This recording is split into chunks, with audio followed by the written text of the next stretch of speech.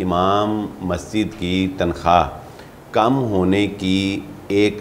होने का एक साइड इफ़ेक्ट जो मैंने देखा है, यानी इमाम मस्जिद की तनख्वाह कम करने का एक साइड इफ़ेक्ट ये हुआ कि आज से 20 साल पहले कम अज़ कम कहना चाहिए कि जब इमाम मस्जिद की तनख्वाह अगरचे कम थी लेकिन उस वक़्त अखराजात भी कम होते थे तो गुज़र औक़ात हो जाता था। जैसे जैसे महंगाई बढ़ती गई इमाम मस्जिद की तनख्वाह उस तनासुब से नहीं बढ़ी, कम रही।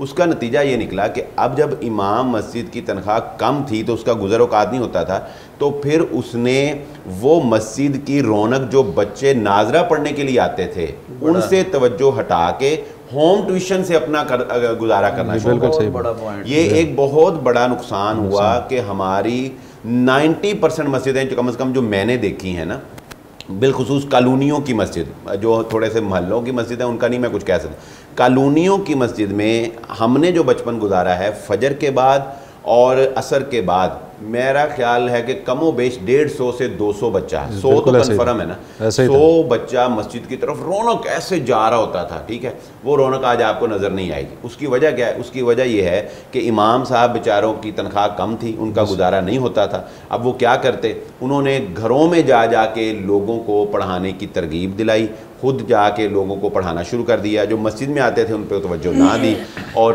उसका नतीजा ये निकला कि मस्जिदें वीरान हुई, इज्तिमाइयत ख़त्म हुई और इमाम साहब की भी इज़्ज़त में फ़र्क आया।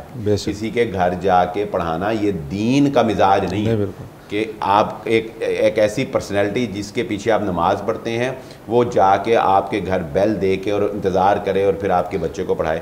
ये उसकी हरफ आता है, उसकी अना पे, उसके वक़ार पे हरफ आता है। और वैसे आगे से जो घर वाली कोई अगर कोई ऐसे निकल आए तो वो कह दे कि बच्चे तो नानों घर गए, मतलब आगे कोई इज्जत क्या रह जाती है। आगे कोई लोग ऐसे हों जिनको रिस्पेक्ट का पता ही नहीं है तो फिर बेचारे बहुत कुछ बर्दाश्त करते हैं।